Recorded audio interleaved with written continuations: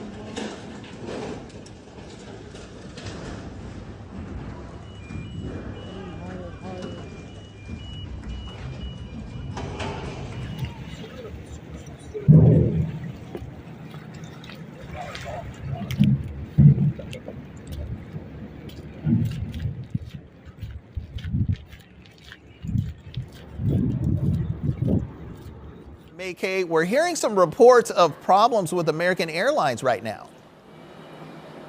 Yeah, exactly. And we're trying to verify this, get more information for you. We did have 2 flight attendants approach us and say there seems to be an IT issue, that American Airlines software system is down. That would mean problems with check-in, dispatching aircraft. Pilots can't get their information. We need to verify. There's just a lot of information we need to get for you. Don't want anybody to panic. We'll try to have more information for you within the next half hour. In the meantime, right now, things are looking really good at the airport behind me. You can see Checkpoint 1. I know it looks crowded. It's about a 30-minute wait, possibly less than that. The lines are moving. That's the good news. If you're lucky enough to have TSA pre-check, there's very little wait for that. So we do recommend, we say the same thing all the time. We want you in the terminal at least 2 to 3 hours before your flight leaves, because you don't want to be stuck in a long TSA line and miss your flight. So, Santa Claus isn't the only one flying with gifts and packages this holiday season. Many travelers are bringing them in their carry-on bags or in their suitcases. So the question is, should you wrap those gifts before you get to the airport, and should you check your bag or carry it on? So this is a time of year, I hate to tell you, that the airlines do tend to lose most bags. And according to a survey by Finance Buzz, 214,000 bags were lost or mishandled at this time last year. So if you don't need to check a bag, carry it on. So what about those Christmas presents? Should they be wrapped? TSA says, probably not the best idea. Wrap them at your destination. The reason being, if they see something that is suspect, they might need to open it and unwrap the gift to see what it is. What you can do, wrap at your destination, or get one of those fancy festive bags, holiday bags, or a gift box. All right, so get here 2 to 3 hours early. So far, things look good. We are going to look into the issue with American Airlines. Hopefully, that's not going to be impactful. Later on this morning, we're going to talk to the Charlotte Canine Crew, the Pet Me dogs that are here to calm the chaos. We'll also talk about TSA no-nos, what not to carry in your carry-on, and facial recognition. We'll talk about that coming up shortly. We're live at Charlotte Douglas International Airport. Mackay Beeler, Queen City News.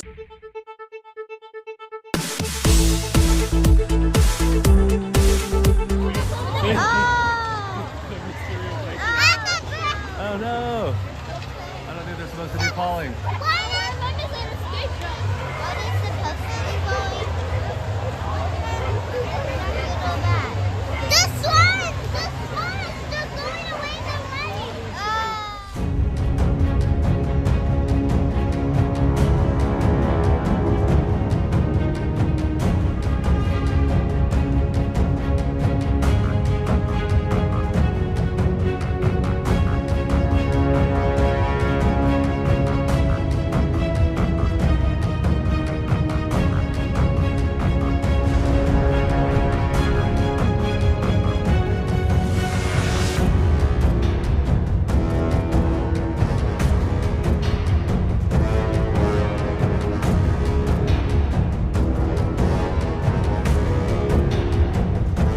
President-elect Trump says he wants to buy Greenland.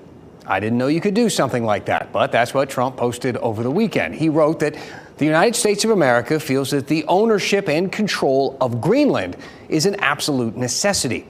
Greenland's foreign ministry simply responded, "We're open for business, not for sale." All right, let's unpack this just a bit further, shall we? Trump didn't just randomly post about this. He had just announced his pick for ambassador of Denmark when he posted it, the country that controls Greenland. And Trump has brought this up before. In 2019, he said that his administration was talking about buying Greenland, comparing it to a real estate deal. Denmark said no way, and Trump canceled a trip to Denmark in response to that. So why Greenland? That's important to this. You see, Greenland is home to a U.S. Space Force base, for one. It was an Air Force base for decades, but shifted to Space Force in 2020. Greenland is also rich in valuable minerals, as well as oil and natural gas. So could Trump actually buy Greenland? Is that real to even discuss? Well, the U.S. has acquired plenty of territory in the past. We know this. Our last purchase was in 1917 when we bought the Virgin Islands for $25 million. And we bought that territory from Denmark. But over 100 years later, they don't seem too keen to make another deal. Kat? Researchers of Korea Advanced Institute of Science and Technology, South Korea, have developed a lightweight wearable robot which can walk up a paraplegic users and lock itself onto them, enabling them to walk and to perform all some of the day-to-day activity.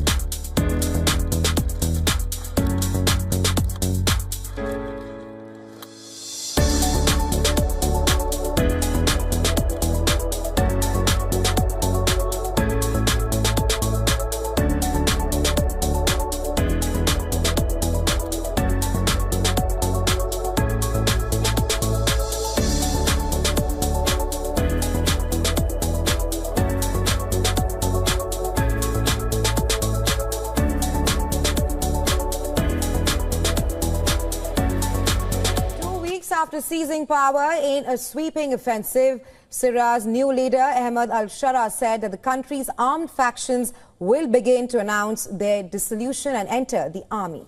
Shara said his administration would announce the new structure of the military as well as the defense ministry within days. He further added that the government would not allow weapons outside state control, whether from the revolutionary factions or faction present in the SDF area.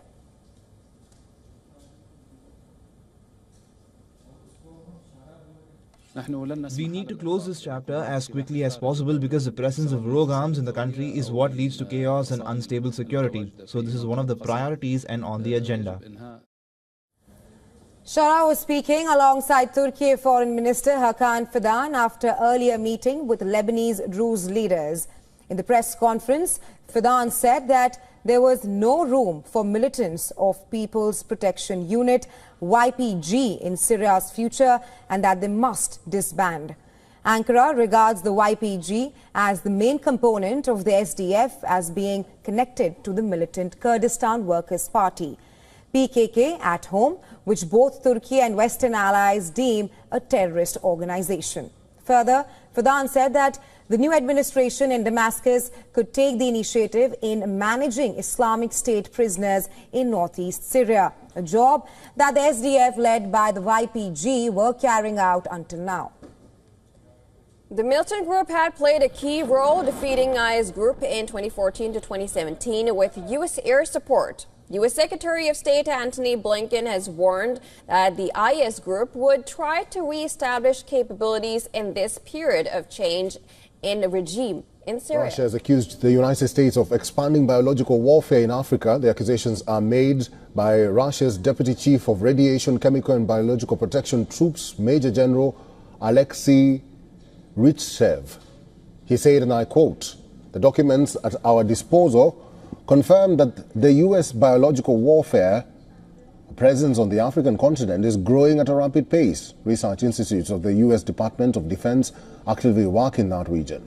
The Russian general, giving examples, says that branches of the U.S. National Naval Military Medical Center stationed in Ghana and Djibouti are some of the places where active work is being carried out.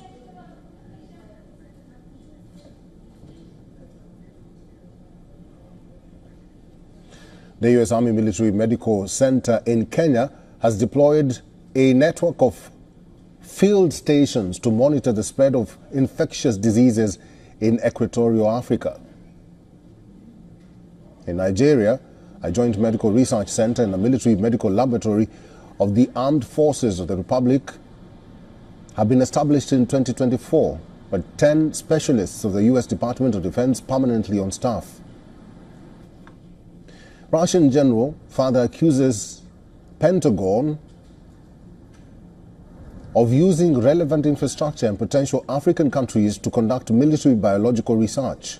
He also said that the customers of U.S. government are the Defense Threat Reduction Agency, the National Security Agency, and the U.S. State Department. The main consumers of the research results are the Army or the U.S. Army Medical Research Institute of Infectious Diseases and the Walter Reed National Military Medical Center.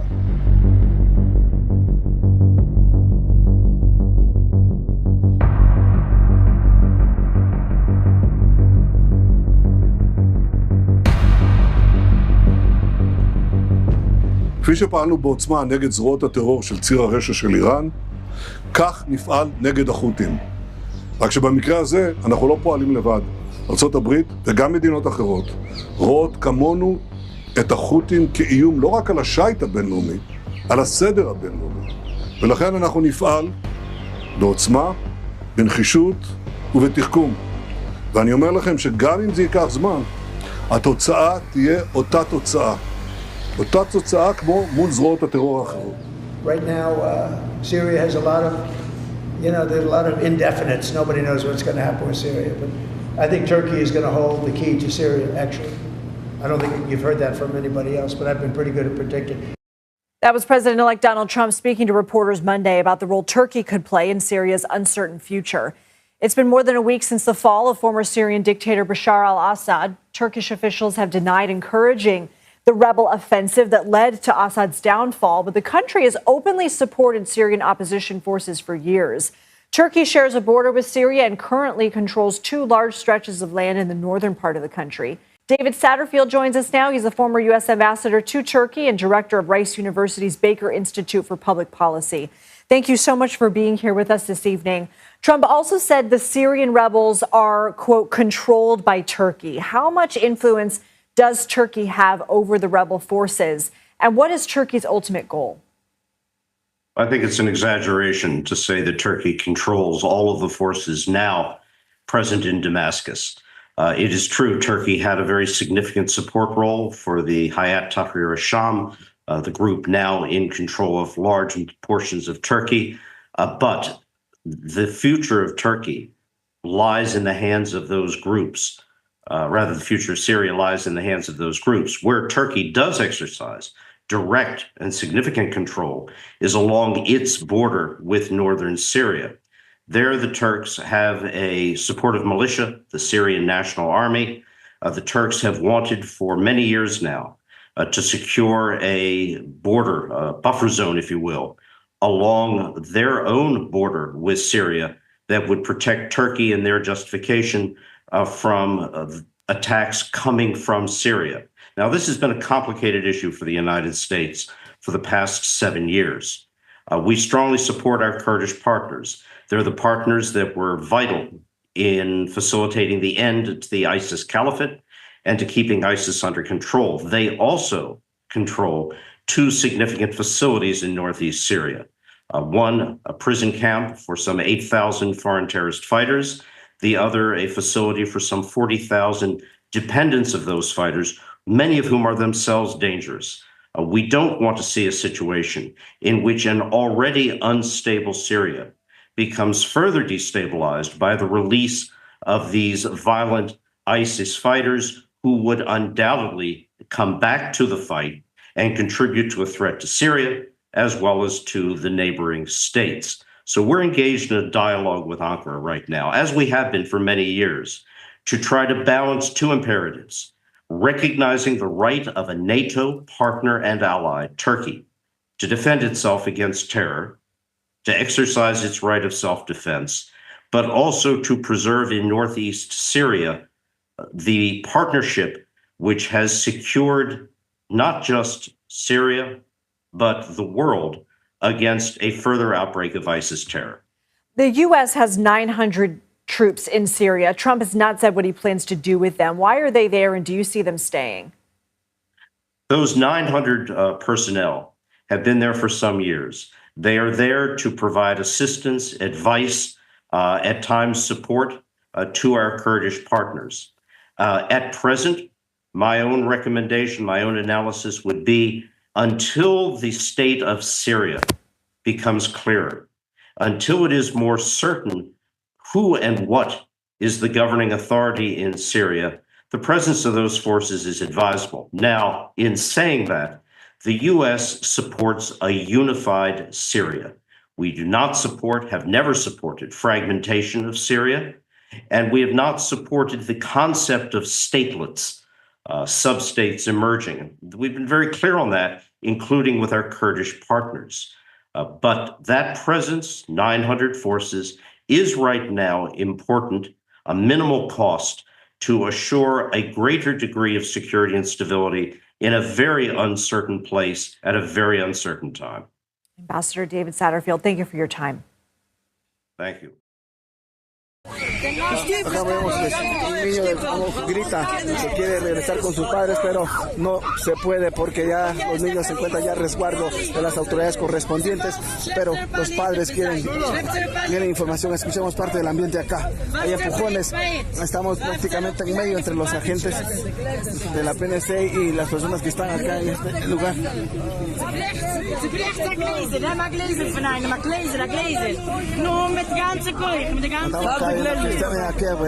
Guatemalan police have freed at least 160 children and 40 women from a dangerous sect. Police raided the headquarters of a sect called Leftajor in Oratoria City, 78 kilometers southeast of the Guatemalan capital, after receiving complaints of widespread abuse of children, including rape, human trafficking, and forced marriage. Some 480 police officers, soldiers, prosecutors, and psychologists took part in the operation in the Santa Rosa region, which also seized electronic devices in search of evidence of child pornography. The charges include human trafficking, abuse of minors, sexual abuse, and rape. It is suspected that these crimes were committed by members of a community called Leftajor against minors belonging to the group.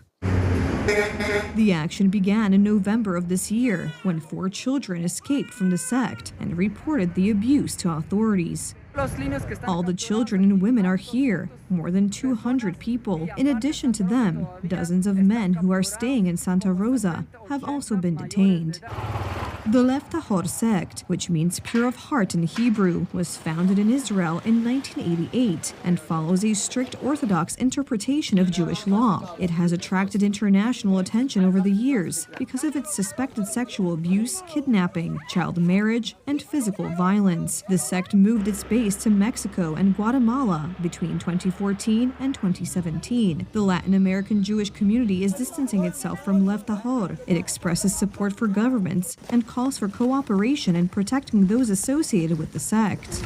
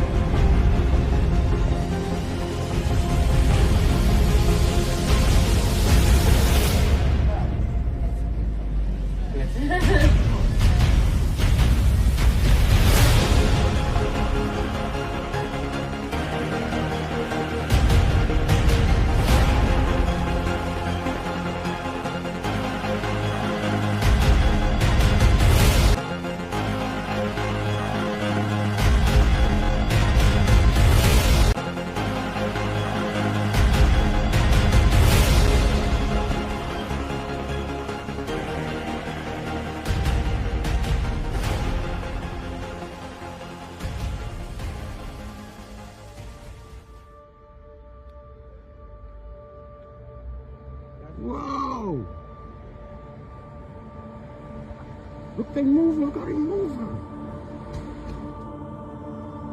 knew it. I was going to see this fucking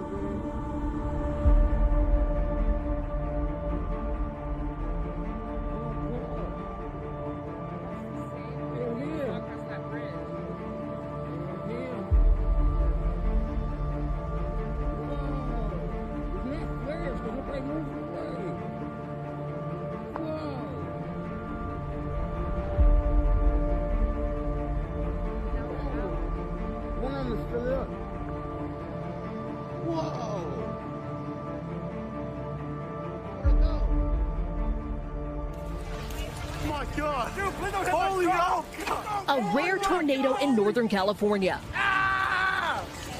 Flying debris raining down Saturday as frantic shoppers take cover. This Ring camera in Scotts Valley, California, capturing the EF1 funnel touching down. Let's go home. Let's go home. Drivers caught off guard. Oh my God. Vehicles pummeled with broken branches. Several cars picked up, flipped over by the storm's force, including this CAL FIRE battalion chief's truck. It appears he had to kick his way through the windshield. And this driver, just yards away, captures the final moments of the tornado, ripping through trees before it starts to dissipate. At least 5 were injured, 1 person in critical condition, according to officials. It was pretty much chaos at the moment when I arrived there. Across the country, 11 million are under winter weather alerts. Near Omaha, dangerous icy weather has turned deadly. A 57-year-old woman killed in a collision.